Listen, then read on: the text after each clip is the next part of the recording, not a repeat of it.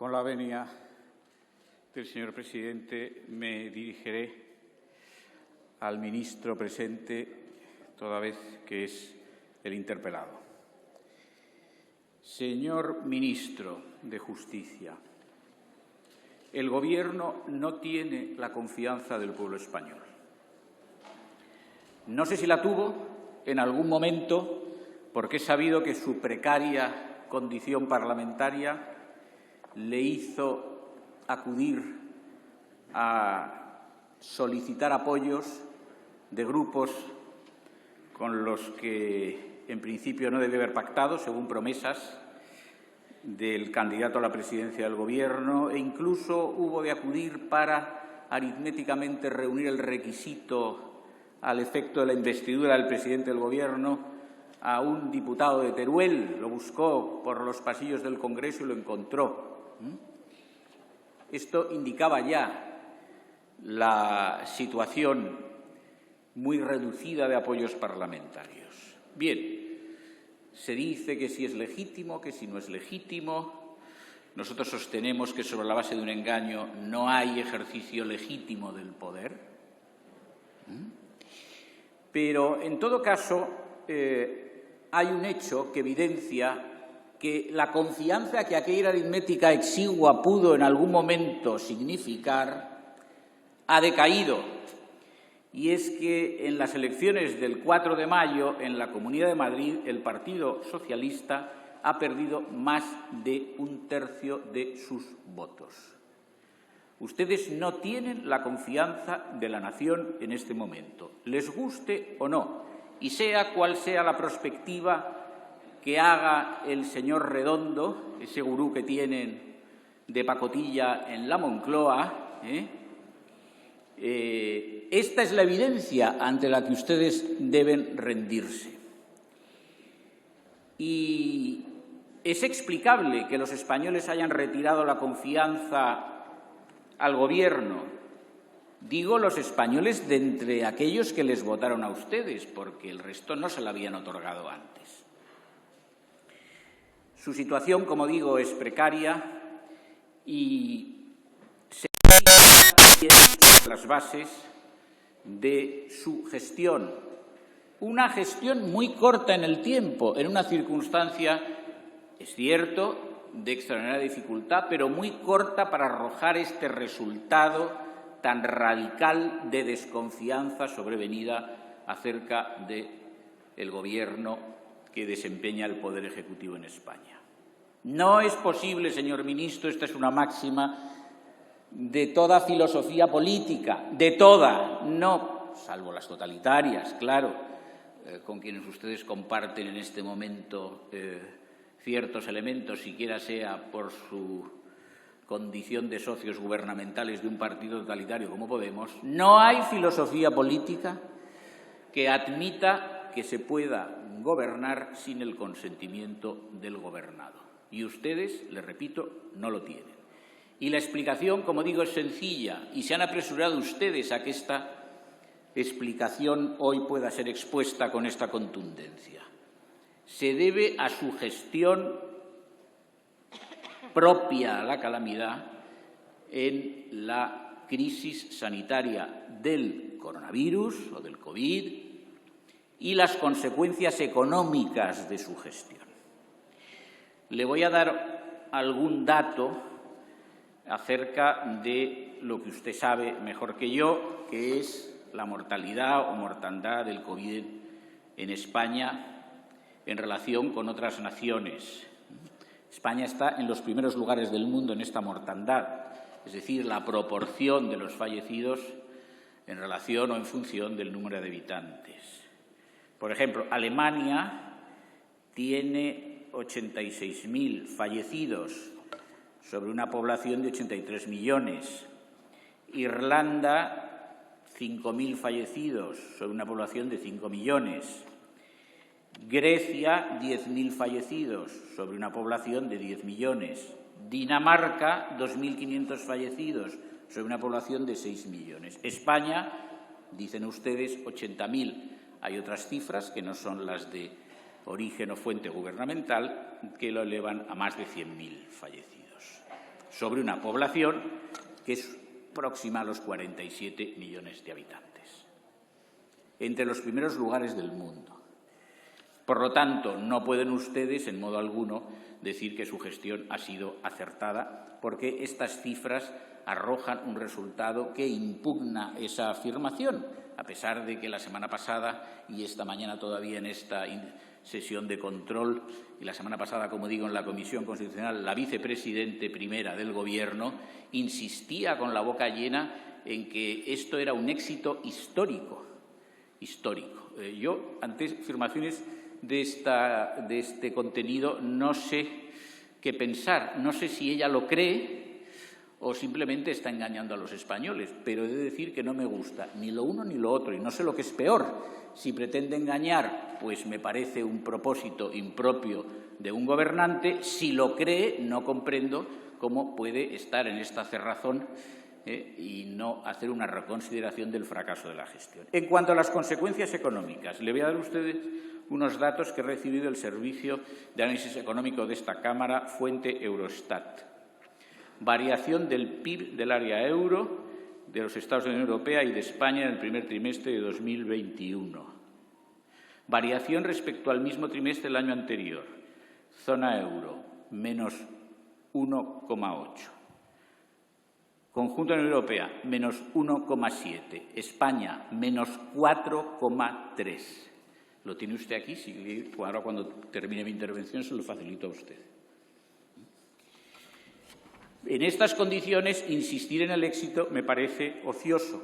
Pero, en fin, no es esto lo que quiero ahora exponer, sino que deseo referirme principalmente, como enuncia la interpelación, tal y como está formulada, me quiero referir a esto del caos jurídico, porque sobre esto también hay muchos errores.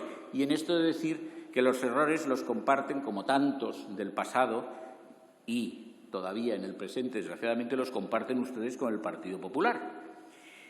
Durante el estado de alarma, que se ha prolongado por mucho tiempo y que ha conocido 3 declaraciones distintas con sus correspondientes prórrogas, ustedes no hicieron uso debido de lo que el estado de alarma permite, que es, en definitiva, con arreglo a los preceptos de la ley orgánica que lo desarrolla, junto al estado de excepción y sitio, ustedes no hicieron el uso debido del instrumento que les facilitaba la declaración del estado de alarma, que era, en definitiva, centralizar en cabeza del Gobierno o de una autoridad delegada, que puede ser el presidente de la comunidad autónoma correspondiente cuando el Estado se contrae a un territorio, no se extiende a todo el conjunto de la nación. Ustedes no hicieron uso de ese instrumento.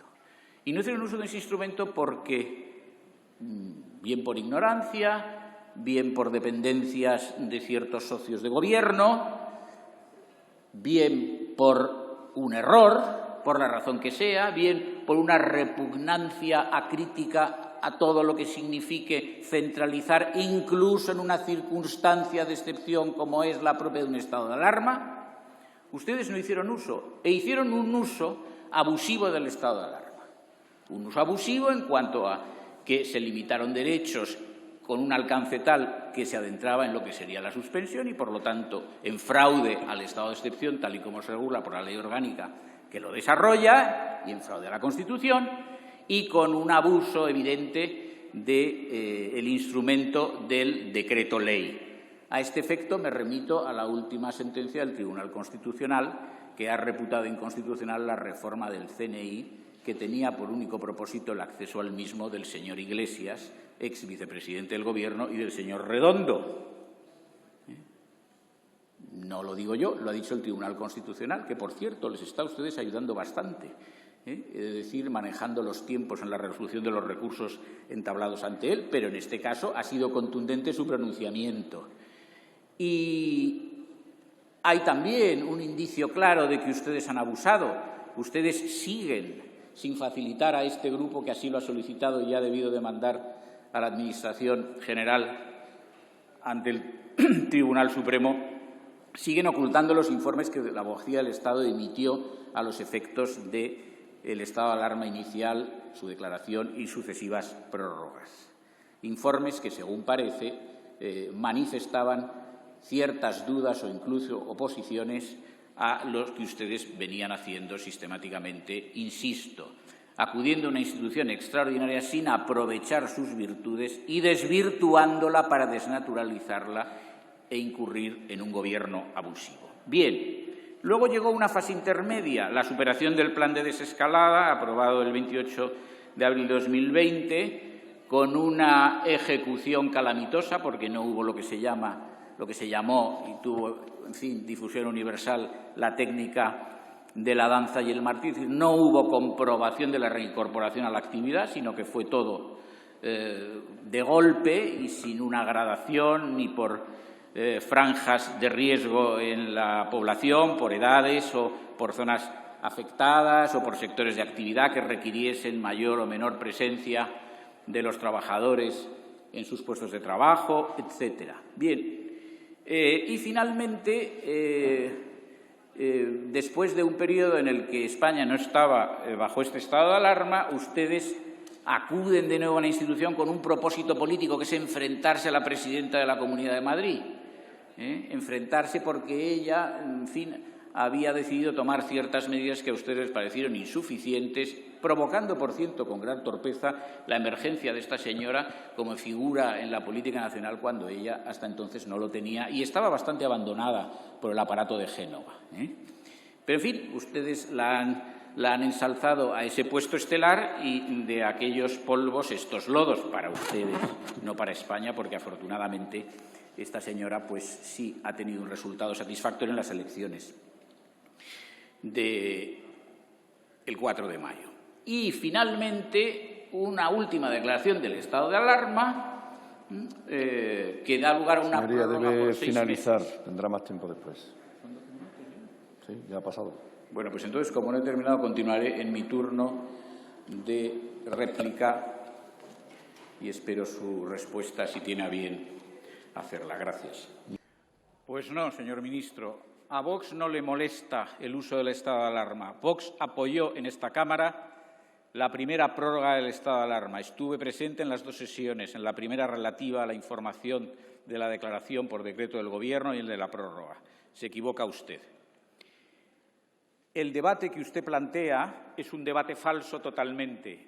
De nuevo, contribuyen a esa falsedad ustedes desde el Gobierno y el Partido Popular con su pintoresco plan B, que ni es plan B ni es nada, y en esto le tengo que dar la razón al presidente del Gobierno cuando se ha expresado en esos términos esta mañana. Será en lo único que se la daré y sin que sirva de precedente.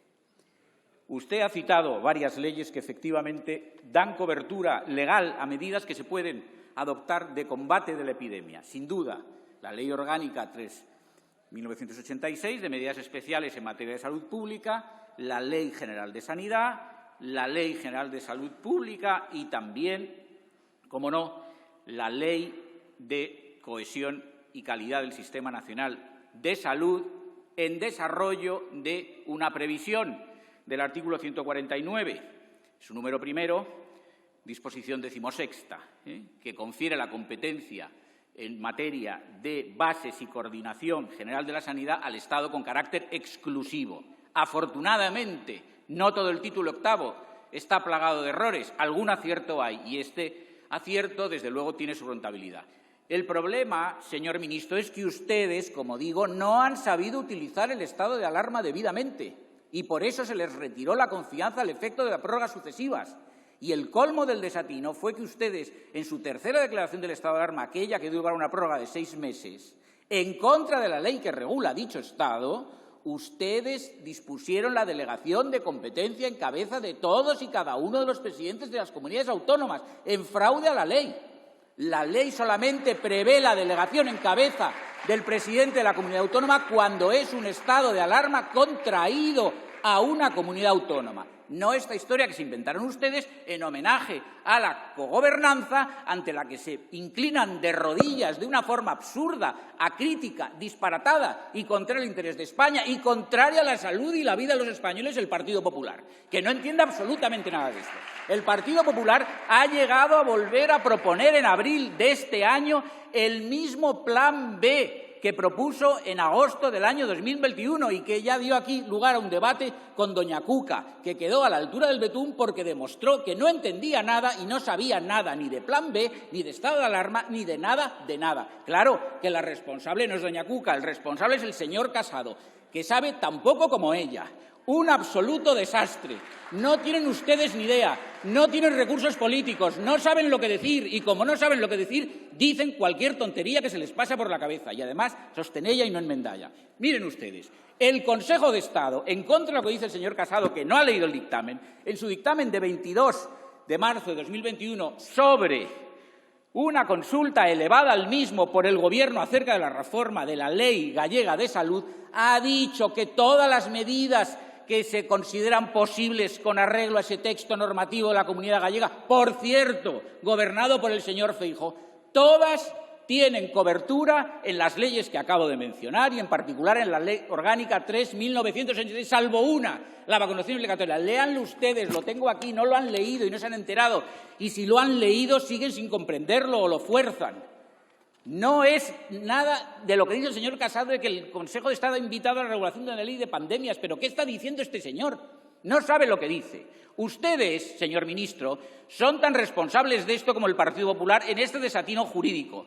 Son tan responsables. Porque ahora le pregunto yo, señor ministro, ¿y si el estado de alarma no es necesario, por qué se declaró y se prorrogó de ese modo? ¿Me lo puede usted explicar? Si toda esta panoplia de leyes que usted expone aquí permite, da cobertura a todas las medidas suficientes de combate de la epidemia, salvo un confinamiento general, ¿por qué declararon ustedes el estado de alarma y lo prolongaron de ese modo abusivo? ¿Por qué? Espero su respuesta. El confinamiento general. ¿Y cuál es el fundamento científico del confinamiento general que no ha acreditado su eficacia terapéutica o de combate contra el virus? ¿Cómo es posible? De modo que ustedes han abusado, sin atenerse al orden y fin del propio estado de alarma para sus propósitos, más o menos equívocos y más o menos erráticos, y han hecho caso omiso de los instrumentos que el ordenamiento les procuraba para poder combatir la epidemia, después de esos momentos iniciales del estado de alarma declarado y prorrogado por primera vez. Un desatino total en el que ustedes compiten en este duelo de titanes ridículo con el Partido Popular. Muchas gracias.